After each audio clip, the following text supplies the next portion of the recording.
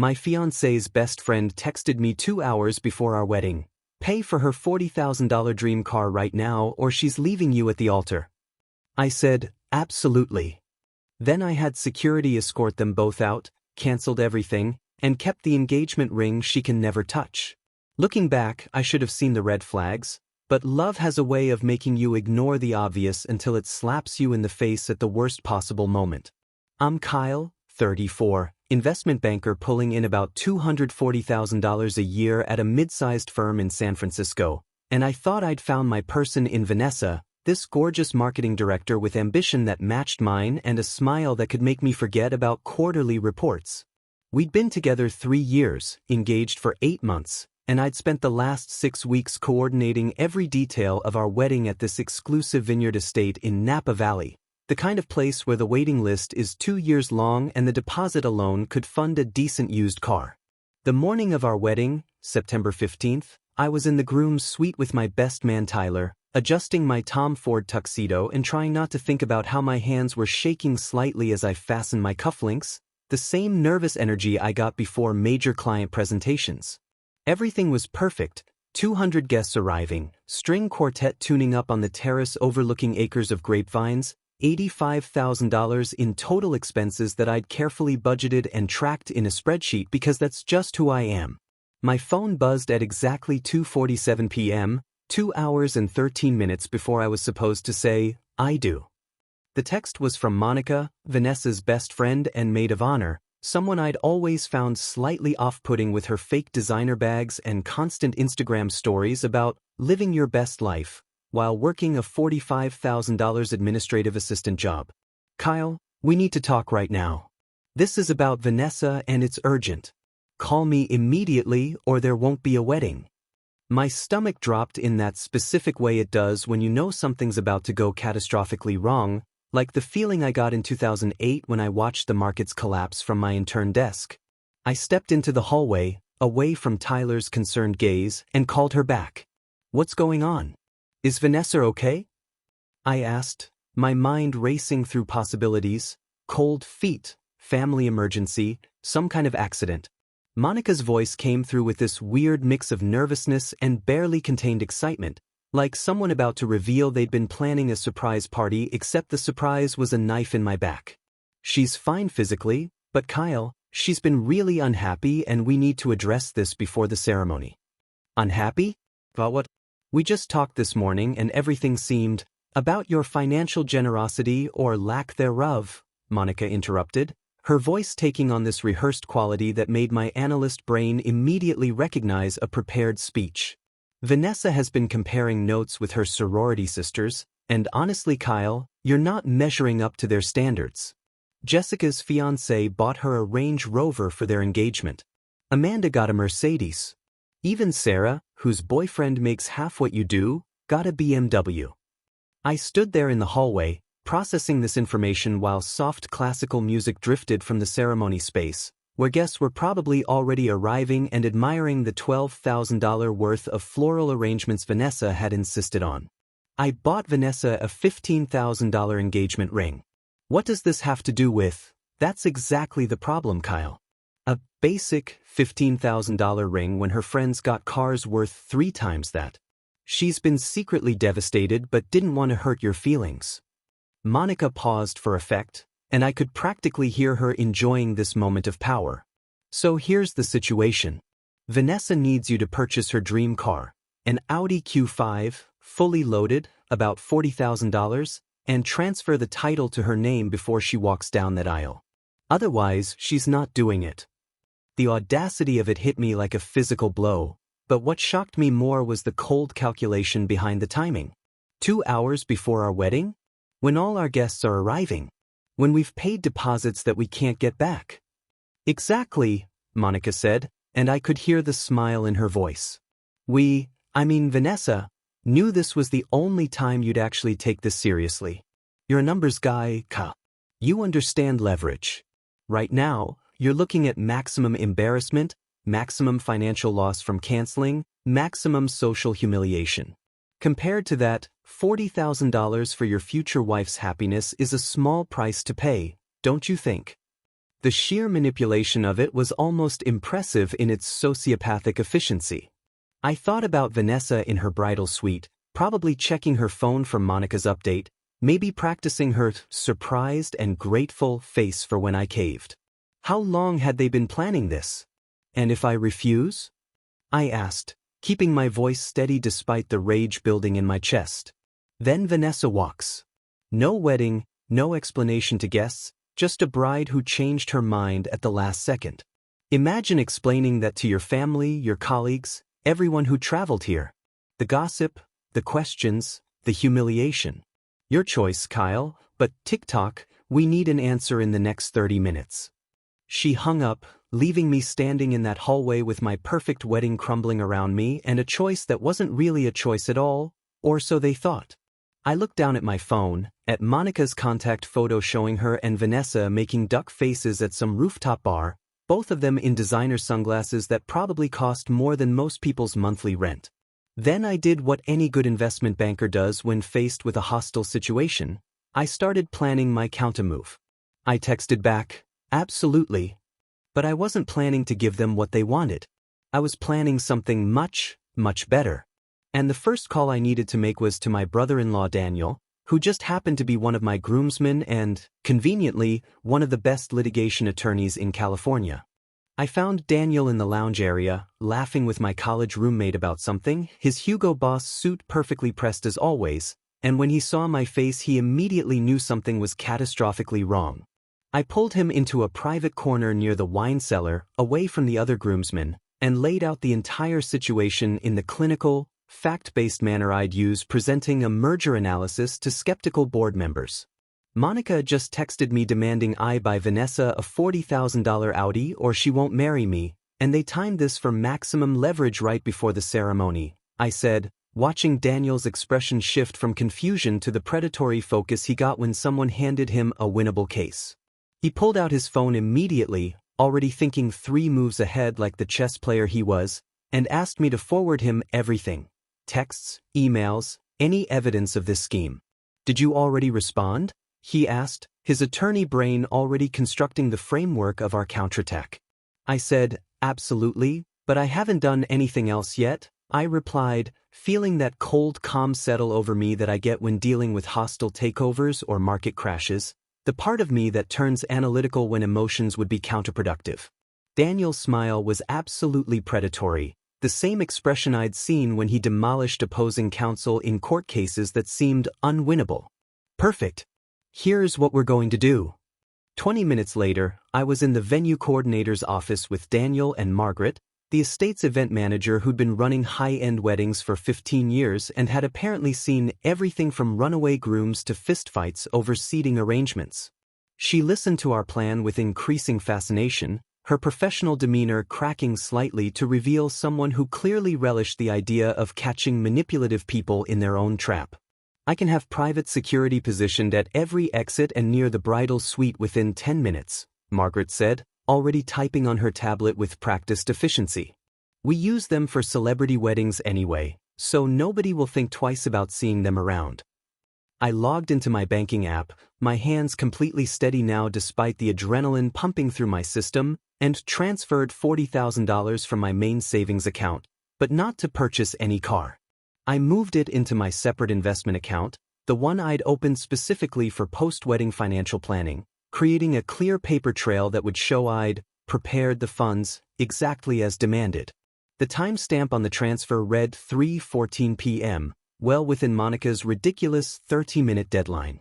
I screenshotted the transfer confirmation, making sure the $40,000 amount was clearly visible along with the date and time, and texted it to both Monica and Vanessa with a message that made my skin crawl to type. Money's ready, see you at the altar. Can't wait to marry you, V. I added a heart emoji that felt like swallowing poison, but I needed them confident, cocky, completely unsuspecting of what was about to happen.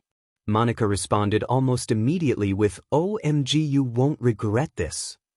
Vanessa is going to be so happy. 2 hearts automobile sparkles, followed by 3 car emojis and what appeared to be champagne glasses. Vanessa's response came 30 seconds later. I knew you'd come through, baby. This is why I love you. See you soon husband face blowing is ringed. The casual cruelty of it, the way they were celebrating their manipulation like it was some kind of victory, made my blood boil in a way that few things ever had. Daniel was coordinating with Margaret about positioning and timing, his legal mind working through every possible contingency like we were planning a hostile corporate takeover instead of intercepting my own wedding. California is a one-party consent state for recording conversations, he reminded me, pulling out a small digital recorder from his suit pocket that he apparently just carried around like a normal person carries breath mints. If you can get Vanessa or Monica to confirm this scheme on tape, we have everything we need for fraud charges, not to mention the prenup violations. The prenup, God, I'd almost forgotten about that. Vanessa had insisted on it 6 months ago, claiming her parents wanted to protect the family real estate investments worth about $2 million that she stood to inherit. I'd agreed readily since I had my own assets to protect, never imagining the fraud and misrepresentation clause her own lawyer had insisted on including would become the weapon that destroyed her plan. The security team is ready, Margaret confirmed, showing me her phone where she'd coordinated with the head of their security detail, a former police officer named Marcus who apparently took wedding crashers and manipulators as personal insults to his professional integrity. They'll be in position by 3:45. Your guests are still arriving and getting seated. Nobody suspects anything is wrong. I checked the time, 3:28 p.m. In the bridal suite, Vanessa and Monica were probably popping champagne, maybe already drafting Instagram posts about the surprise wedding gift from the most generous fiancé ever, completely oblivious to the trap closing around them. Tyler appeared in the doorway, concerned about my extended absence, and I had to tell him enough to keep him from worrying while not revealing the full scope of the nightmare unfolding. There's a situation with Vanessa that Daniel and I are handling, I said, watching my best friend's face cycle through confusion, anger, and then grim understanding as I gave him the abbreviated version. Holy shit, Kyle. What are you going to do? Tyler asked, and I could see him already running through scenarios in his head, probably imagining the scandal and gossip that would follow. I'm going to make sure everyone knows exactly who they're dealing with, I replied, feeling that cold determination settle into my bones like ice. Daniel, what do we need for the audio recording to be admissible? Daniel was already pulling up California recording laws on his phone, his legal mind cataloging every statute and precedent that might apply. Get her to explicitly confirm the scheme, the timing, the manipulation, the threat to cancel the wedding.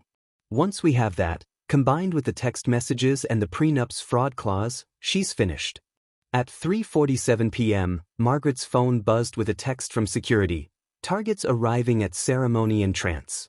Vanessa and Monica were making their entrance, probably expecting me to be waiting at the altar like an obedient ATM machine, ready to hand over car keys and gratitude for the privilege of marrying someone who saw me as a resource to be exploited.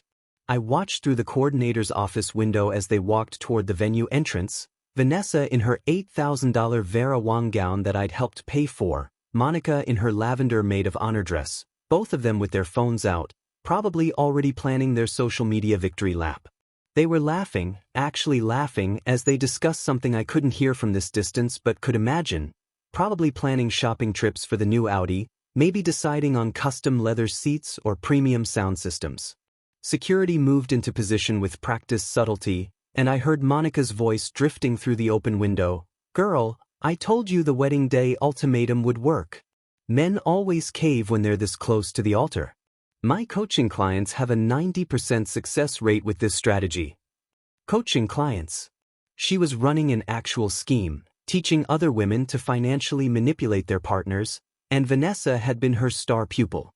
Daniel's recorder was running, capturing every word of their gleeful confession as they approached the entrance where Marcus and 2 other security personnel waited with professional smiles that didn't reach their eyes. Excuse me, ladies, Marcus said with perfect politeness that somehow conveyed absolute authority. We need you to come with us for a moment. There's been a situation that requires your immediate attention. I watched Vanessa's face change from confident bride to confused victim in seconds flat, her acting skills on full display as she immediately played the worried fiancé. What's wrong? Is Kyle okay? Did something happen? Monica tried to push past security, her entitled attitude showing through like a crack in cheap veneer. "We don't have time for this. The ceremony starts in an hour and we need to." "It's not optional," Marcus said, his voice dropping to that tone cops use when they're done being polite, and suddenly both women realized this wasn't going according to their plan at all. Security escorted Vanessa and Monica to a private conference room off the main hall, away from the guests who were still arriving and admiring the vineyard views, completely unaware that the wedding they'd traveled for was about to become the most dramatic event of the social season. I followed behind with Daniel, my heart pounding but my mind absolutely clear, that same focused calm I get when closing a major deal, except this time the stakes were my entire future and reputation. Vanessa turned on me the moment the door closed, her face a perfect mask of confused innocence that probably would have worked if I hadn't already heard her celebrating her manipulation just minutes ago. "Kyle, what's going on? Why are we being treated like criminals?" she asked, reaching for my hand with those perfectly manicured nails that cost $150 every 2 weeks. I stepped back from her touch, and something in my expression made her nervous smile falter slightly, that first crack in the facade showing through. "We received your terms," I said, my voice flat and professional, the same tone I use when delivering bad news to clients who thought they were getting different results. "The $40,000 for the Audi Q5. Monica's face lit up with triumphant greed before she could stop herself, that split second of victory dancing in her eyes before she remembered to look concerned.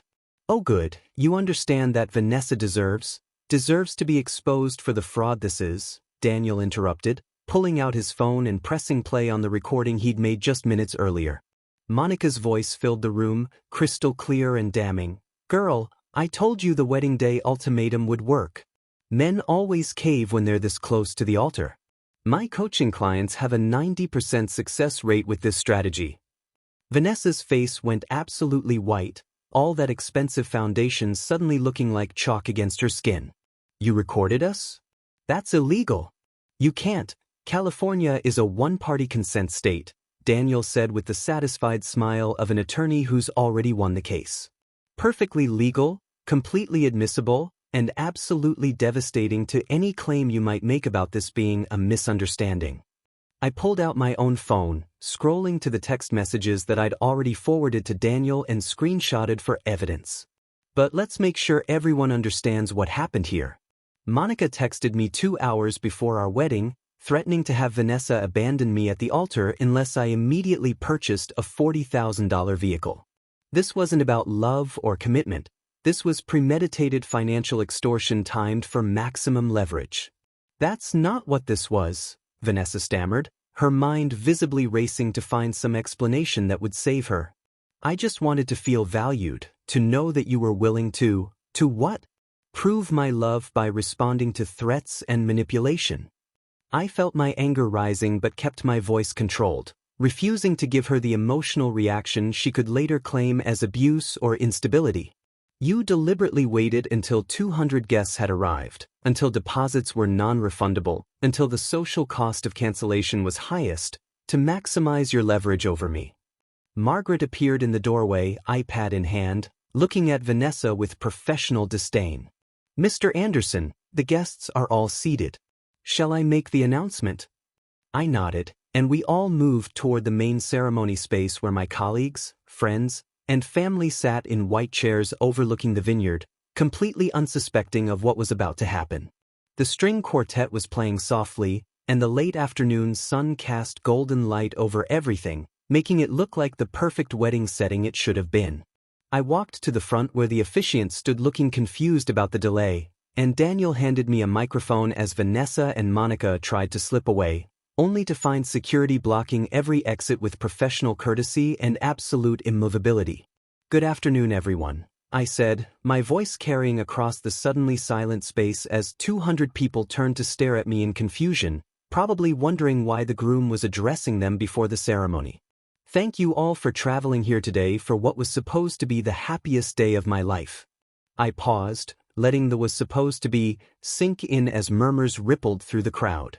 "Unfortunately, there's been a serious contractual breach that I need to address before we proceed any further." I saw my parents in the front row, my mother's hand flying to her mouth as she began to understand something was terribly wrong, my father's face hardening into that expression he gets when someone tries to screw him in a business deal. Vanessa's parents, Richard and Patricia, sat across the aisle looking confused and increasingly alarmed, probably already calculating the social embarrassment of whatever was about to happen.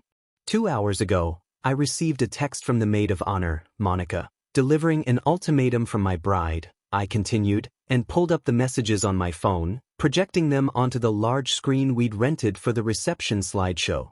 The texts appeared in massive letters for everyone to read. Pay for her $40,000 dream car right now or she's leaving you at the altar. Gasps echoed through the crowd, and I saw Vanessa's sorority sisters in the third row exchange shocked glances that seemed a little too knowing, like maybe they'd heard about this plan beforehand and hadn't thought Kyle would actually expose it. But rather than just tell you about this manipulation, I think you should hear it directly, I said, and Daniel hit play on the audio recording, Monica's gleeful voice broadcasting through the sound system with perfect clarity. My coaching clients have a 90% success rate with this strategy. The wedding day ultimatum is foolproof. The reaction was immediate and visceral, people turning to stare at Monica and Vanessa with expressions ranging from shock to disgust, my cousin Sarah actually standing up and shouting, "Are you kidding me right now?" before her husband pulled her back down. Vanessa tried to run for the exit, but security gently but firmly guided her back to face the crowd, and I saw tears streaming down her face that were probably real for once, genuine panic and humiliation replacing the calculated crying she'd deployed so often during our relationship. Now, many of you know that Vanessa insisted on a prenuptial agreement to protect her family's real estate holdings, I continued, and saw Richard's face go from confused to horrified as he started to understand where this was going. What you might not know is that her attorney included a clause about fraud and misrepresentation in the formation of marriage. Daniel stepped forward with papers in hand, his lawyer voice carrying authority that made even the rowdy groomsmen straighten up. That clause states that any party who engages in fraudulent manipulation or extortion related to the marriage agreement forfeits all claims to marital assets and becomes liable for damages. He held up the papers like evidence in court. As of this moment, I'm serving Vanessa Richardson with a civil complaint claiming fraud, demanding return of the $15,000 engagement ring, plus $25,000 in damages for emotional distress and reputational harm. Vanessa's father Richard stood up, his face purple with rage that I initially thought was directed at me before he turned on his daughter. "Vanessa Marie Richardson, what the hell have you done?" His voice carried across the venue with the authority of a man who'd built a real estate empire through integrity and reputation. "You manipulated this young man? You orchestrated some kind of extortion scheme at your own wedding." Patricia grabbed her husband's arm, but she was staring at Vanessa with horror and dawning understanding. "The car. That's why you kept asking about luxury vehicles last month." "Oh my God, Richard, she planned this." Monica tried to film everything on her phone, probably already calculating how to spin this for social media damage control, but security confiscated it immediately and I watched Marcus scroll through her recent messages with practiced efficiency. "Mr. Anderson, you might want to see this," Marcus said, handing the phone to Daniel who read it with increasing satisfaction. "Monica here has been running what she calls a lifestyle coaching business where she teaches women to manipulate their partners for luxury items. She's got an entire client list, payment records, and step-by-step guides on emotional manipulation tactics." The revelation sent another wave of shock through the crowd, and I saw several women who'd been sympathetic to Vanessa suddenly pulling back, faces hardening as they realized this wasn't some spur-of-the-moment mistake but a calculated con.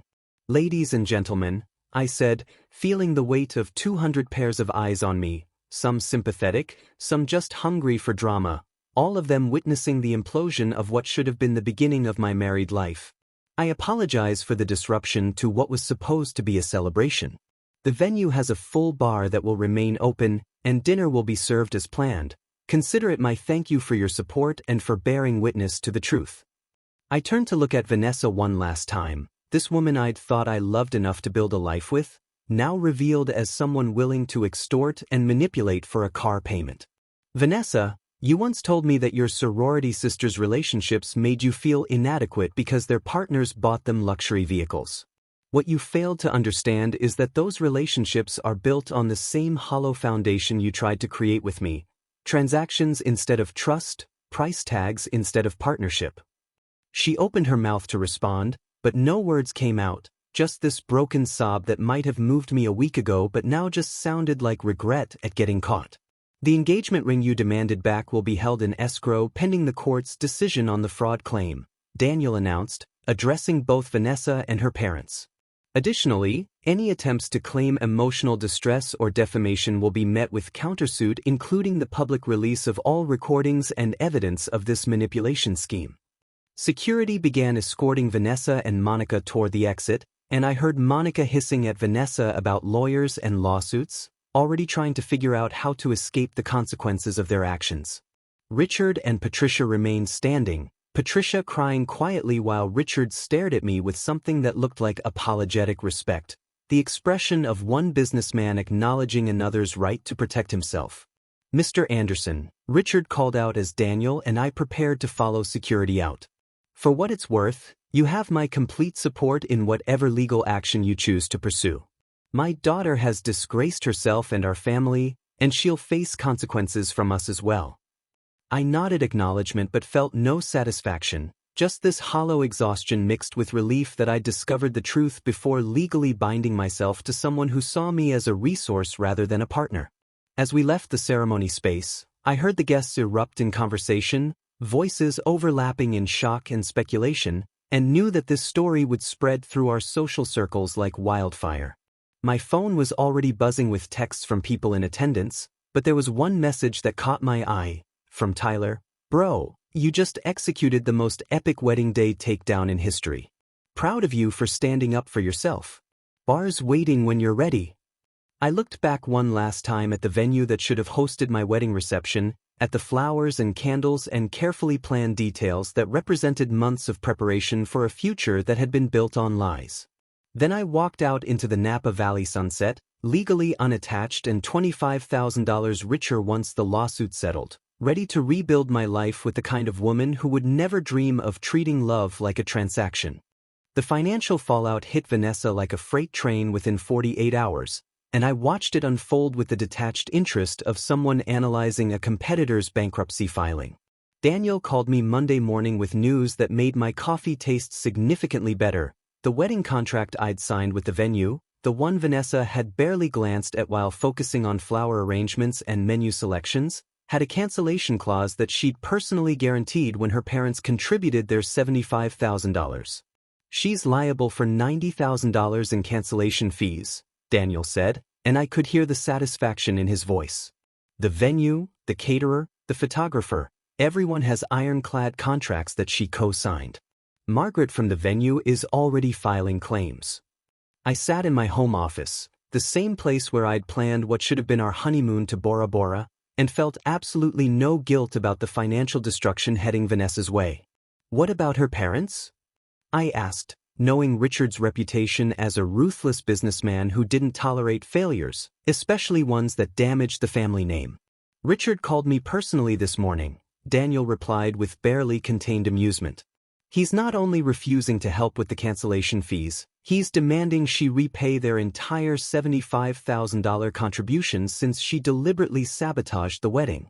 He used the phrase, fraudulent inducement, like he's been reading law textbooks for fun." The image of Vanessa, who'd grown up in a multi-million-dollar house and never worked a day without a safety net, suddenly facing $165,000 in debt made me feel something I wasn't entirely proud of, but I'd earned this vindication through 3 years of being treated like a walking wallet. My phone buzzed with a text from Tyler. "Monica's coaching business is all over social media. Her website crashed from angry clients demanding refunds. This is better than any reality show." I pulled up Instagram and found exactly what Tyler described. Monica's carefully curated feed of luxury lifestyle posts was buried under comments from women claiming she'd taken their money for relationship coaching that was actually fraud instruction. One comment from a woman named Jennifer read, "I paid Monica $500 for her high-value woman strategy, and she literally taught me how to financially manipulate my boyfriend. He left me when he found out and I deserved it. Another from Ashley, Monica convinced me my fiancé didn't really love me unless he bought me a $30,000 car. We broke up over it and I realized I'd destroyed a good relationship over materialism. She's a predator. The dominoes kept falling throughout the week, each revelation more satisfying than the last. Wednesday afternoon, Daniel forwarded me an email chain that Vanessa's employer had somehow leaked to him through mutual connections. She'd been fired from her marketing position at a boutique agency after their biggest client threatened to pull their $200,000 annual contract over association with the scandal. We cannot maintain a professional relationship with someone who orchestrated wedding day extortion. The client's email read, cold and final. This reflects on your agency's judgment and ethics. Either she goes or we do. Vanessa had chosen that job carefully, I remembered, because it gave her access to wealthy clients and networking opportunities that she'd claimed would elevate our social status.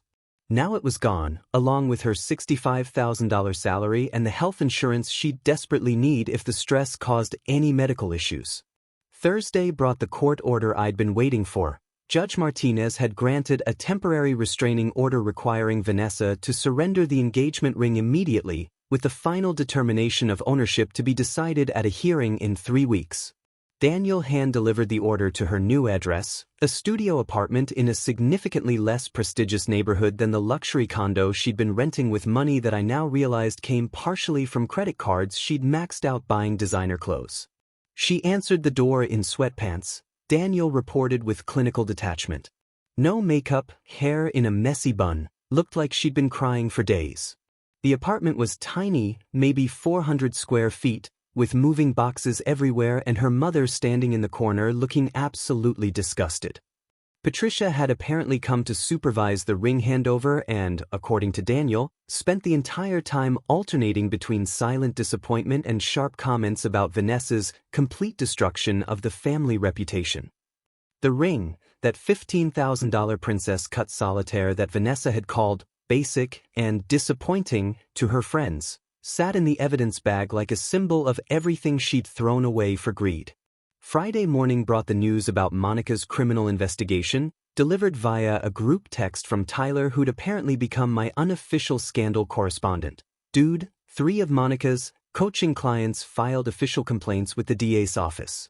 They're investigating whether her business constitutes conspiracy to commit fraud. She could face actual charges. I looked up California fraud statutes while drinking my morning coffee, the same analytical approach I'd used researching investment opportunities, and found that conspiracy to defraud could carry up to 3 years in prison depending on the amounts involved. Monica had apparently coached at least 15 women in financial manipulation tactics, with her success stories involving extraction of over $400,000 in total luxury purchases from unsuspecting partners. But the revelation that sent me from satisfied to absolutely vindicated came Saturday afternoon when my former college roommate James, now a forensic accountant who I'd mentioned the situation to in passing, called with information that made my jaw drop. "Kyle, you asked me to look into Vanessa's finances as a favor," James said, his voice carrying that excited tone he gets when he's uncovered something major in someone's books. "I found something that goes way beyond wedding day extortion." My stomach tightened with anticipation. "What did you find?" "She's been embezzling from her own company's client trust accounts," James said, and I heard papers shuffling in the background. Small amounts at first, $500 here, $1,000 there, but it adds up to about $35,000 over the past 8 months. She was using it to fund that lifestyle she couldn't actually afford. The implications hit me immediately. This wasn't just civil fraud anymore. This was criminal activity that could result in prison time. "Are you certain?" I asked, needing confirmation before I took this nuclear option. "Absolutely certain. I've got bank records, transfer dates, everything that matches up with her company's financial discrepancies. They probably haven't noticed yet because she was smart about covering her tracks, but once someone actually looks, it's obvious." I sat there processing this information, understanding that I now held the power to completely destroy Vanessa's future, not just her finances or reputation, but her actual freedom. "What do you want me to do with this?" James asked, and I could hear the implicit question. How far was I willing to take my revenge? I thought about it for exactly 30 seconds, weighing the satisfaction of watching her face criminal charges against the possibility that I might feel guilty later for ruining someone's entire life. Then I remembered her laughing with Monica about the wedding day ultimatum, remembered her calling me not generous enough, while stealing from her employer, remembered 3 years of being treated like a resource instead of a partner. Send everything to Daniel, I said, feeling that cold determination settle in my chest. Let's finish this properly.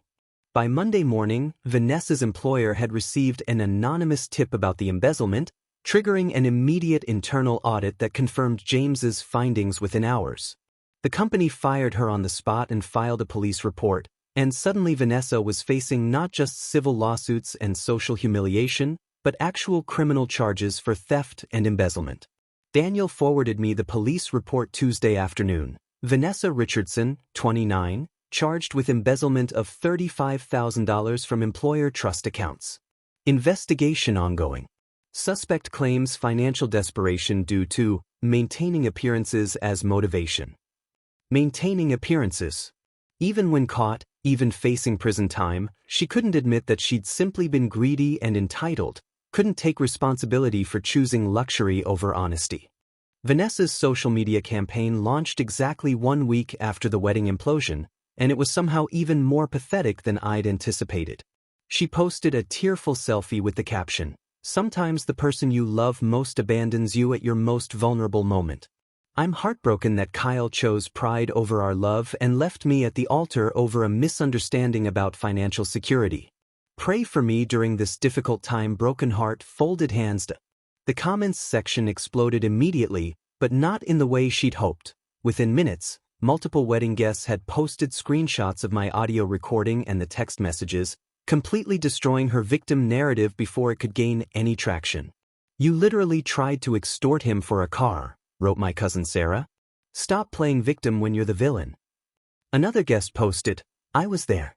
We all heard the recordings. You planned this manipulation for months.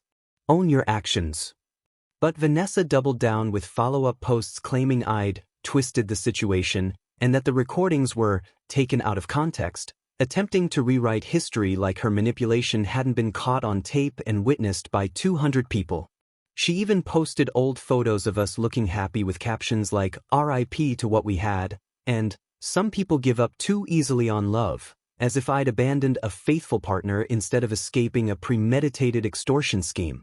The public reaction was swift and brutal. Her Instagram comments became a graveyard of people calling out her manipulation. Her follower count dropped from 8,000 to 2,300 in 3 days, and several of her former sorority sisters publicly distanced themselves with posts about not tolerating financial abuse in any form. My favorite response came from Jessica, one of the bridesmaids who'd apparently been privy to Vanessa's planning. "Girl, you told me 6 months ago you were going to make Kyle prove he loved you by demanding a car at the wedding.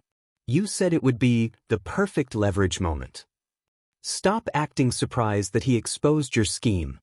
Meanwhile, Monica's situation deteriorated even faster as the criminal investigation gained momentum. Tuesday morning, Daniel forwarded me a news article from a local legal blog. Local relationship coach under investigation for fraud conspiracy. The article detailed how at least 8 women had come forward claiming Monica's high-value woman coaching had taught them to manipulate partners for financial gain, with documented evidence of her instructing clients to create crisis situations to maximize compliance and time demands for maximum psychological pressure. One woman, Caroline, had filed a formal complaint after Monica's advice led to her engagement ending when she demanded her fiancé buy her a $25,000 Rolex as proof of commitment. The fiancé had recorded her ultimatum, consulted a lawyer, and left her, the same playbook Vanessa and Monica had tried with me. Monica's business records show she made over $45,000 teaching women financial manipulation tactics, the article stated. Prosecutors are evaluating whether this constitutes conspiracy to commit fraud under California Penal Code 182. I read the article while eating breakfast, feeling no sympathy whatsoever for someone who'd built an entire business model around destroying relationships for profit. The weekend brought the most satisfying development yet when Monica's husband Brandon filed for divorce with a petition that was absolutely savage in its detail. Respondent has engaged in systematic financial manipulation and fraud, the filing stated. Respondent operated a business teaching other women to defraud their partners while simultaneously employing these tactics against petitioner, resulting in the purchase of a $65,000 BMW under false pretenses and emotional duress. Brandon's custody petition was devastating. Respondent's fraudulent behavior and moral character make her unsuitable for primary custody of minor children. Monica's response was a social media meltdown claiming Brandon was punishing her for empowering women, but former clients immediately posted evidence of her fraud schemes. Wednesday brought the criminal charges. Monica was formally charged with conspiracy to commit fraud, facing up to 3 years in prison. Thursday brought news of Vanessa's plea deal attempt. Her attorney offered to testify against Monica in exchange for reduced charges. She's willing to provide evidence about Monica's coaching methods and admit to the wedding extortion if it means avoiding prison time, Daniel explained. Basically, she's throwing Monica under the bus to save herself. Friday afternoon, my parents invited me to dinner, expressing relief that I'd escaped the toxic relationship. We never liked her, my father said bluntly. She always seemed more interested in what you could provide than who you were. We talked about the lawsuits and criminal charges, and my mother observed, "Your grandfather always said the best revenge is living well. But sometimes the best revenge is also making sure manipulators face consequences." The legal battle intensified over the next month as Vanessa's attorney tried every manipulation tactic in the playbook, but Daniel dismantled each attempt with surgical precision. First came the claim that my recording was illegal entrapment, shut down within 48 hours by California's one-party consent law. Then her lawyer argued I'd engaged in emotional distress tactics by exposing the scheme publicly, which Daniel destroyed by pointing out that Vanessa herself had planned to humiliate me at the altar in front of 200 witnesses. Your client orchestrated a public manipulation, Daniel wrote in his response brief, and now complains about public exposure. She cannot claim privacy protections for fraud she intended to commit in front of hundreds of witnesses.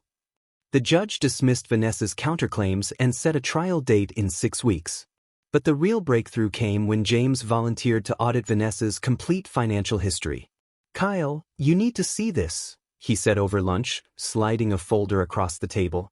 "Vanessa's been running financial scams for years, long before she met you." The folder contained bank statements and transaction records painting a picture of systematic fraud stretching back almost a decade. She applied for credit cards using her parents' address and forged her father's signature as co-signer, James explained. "That's identity theft." Then she took out personal loans claiming to make $120,000 annually when she was actually making $45,000. That's loan fraud. The pattern was clear. Vanessa had been lying and stealing her way through life since her early 20s. "There's more," James continued. "She's been dating wealthy men specifically to extract money. I found Venmo records going back 3 years with payments from at least 6 different men, all labeled rent help or emergency loan, that were never repaid. I realized I wasn't just some unlucky victim. I was the latest mark in a long-running con, the guy who'd almost fallen for the ultimate trap of marriage." "How is this possible?" I asked. "How did no one catch this before?" "She's smart about it," James said. "Small amounts from multiple sources, enough time between schemes that patterns aren't obvious, always moving before consequences catch up. But you're the first one who actually fought back." The expanded criminal investigation launched within a week, and suddenly Vanessa was facing federal charges for wire fraud and identity theft that could carry serious prison time. 3 of Vanessa's former bridesmaids reached out with information they'd been holding back. "Vanessa didn't just plan this for weeks. She's been talking about manipulating you into buying her a car since month 6 of your relationship," Jessica revealed. "She used to laugh about how easy you were to control. She'd say, 'Kyle's so desperate to make me happy that he'll do anything.' Two other bridesmaids provided similar testimonies with text messages where Vanessa had explicitly discussed her wedding day ultimatum strategy and bragged about having me completely under control. She called you her retirement plan, Amanda revealed. Said once you were married, she'd never have to work again. Daniel collected all these statements, building a case so comprehensive that even Vanessa's attorney privately admitted they had no defense. The plea negotiations became desperate. Vanessa offered everything from dropping counterclaims to public apologies to complete cooperation against Monica. I rejected every offer. She doesn't get to manipulate, lie, steal, and scheme for a decade, then avoid consequences by throwing her partner in crime under the bus. The rejection sent Vanessa into an increasingly unhinged social media spiral. The legal system is corrupt, she posted. They're punishing me for being a woman who knows her worth. The comments roasted her mercilessly with receipts of her manipulation and reminders that she was facing criminal charges for actual crimes. Finally, Judge Rodriguez ruled on my fraud claim, awarding me $75,000 in damages. The evidence shows a pattern of fraudulent behavior demonstrating that defendants' actions were not an isolated mistake but rather a calculated scheme to exploit plaintiffs' affection and financial resources, the opinion stated. Vanessa filed an appeal, but Daniel assured me it had no chance of success. Within 6 months, she'll be forced to pay the judgment, probably through bankruptcy where she'll lose everything. I thought about Vanessa declaring bankruptcy at 29. Her credit destroyed for 7 years, facing criminal conviction, estranged from her family, everything she'd built her identity around completely obliterated because she'd gotten greedy. 6 months after what should have been my wedding day, I stood in my new downtown condo watching the sunset over the city skyline, feeling genuinely content for the first time in years. The $75,000 judgment had been upheld on appeal, Vanessa's bankruptcy approved with a 15-year payment plan, and she'd pleaded guilty to embezzlement charges resulting in 3 years probation and 500 hours of community service. Monica had gotten 3 years in prison for conspiracy to commit fraud, lost custody of her daughters permanently, and faced a mountain of civil judgments that would follow her for decades. But the real victory wasn't their punishment, it was the life I'd built in the aftermath. I'd taken the settlement money and started the Financial Abuse Awareness Foundation, a nonprofit helping people recognize and escape financially manipulative relationships. The organization provided free legal consultations, financial planning resources, and support groups. You've helped over 50 people already, Daniel said during our board meeting, reviewing the 6-month impact report. That's 50 relationships potentially saved. The foundation's most successful program was a workshop series I developed based on my experience, teaching people to identify manipulation tactics like timing ultimatums for maximum pressure and using emotional appeals to override logical thinking. I turned my humiliation into education, my pain into prevention. But the unexpected joy came from meeting Rebecca Walsh, a bankruptcy attorney who'd represented one of Monica's victims and reached out to volunteer. We'd connected over coffee to discuss her client's case, and I'd been immediately struck by her no-nonsense approach and genuine passion for helping victims. Monica convinced my client to demand a $30,000 engagement ring, Rebecca explained, her eyes flashing with anger. The relationship ended, the boyfriend sued for the ring back, and my client spent 2 years in recovery. That's when I realized how prevalent this abuse is.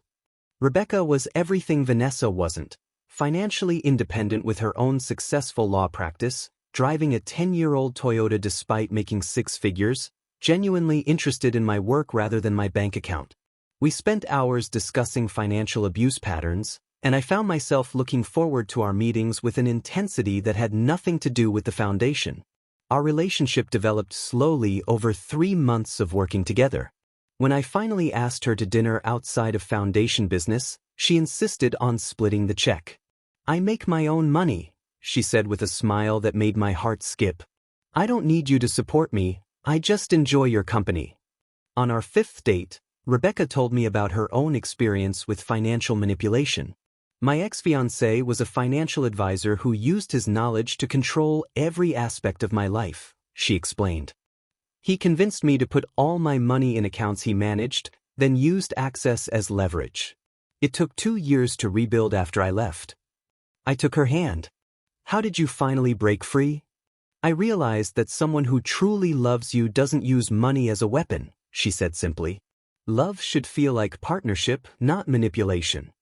6 months into our relationship, Rebecca and I were leading a foundation workshop when I noticed her helping a young woman being drained by a partner who claimed to need help but spent money on luxury items.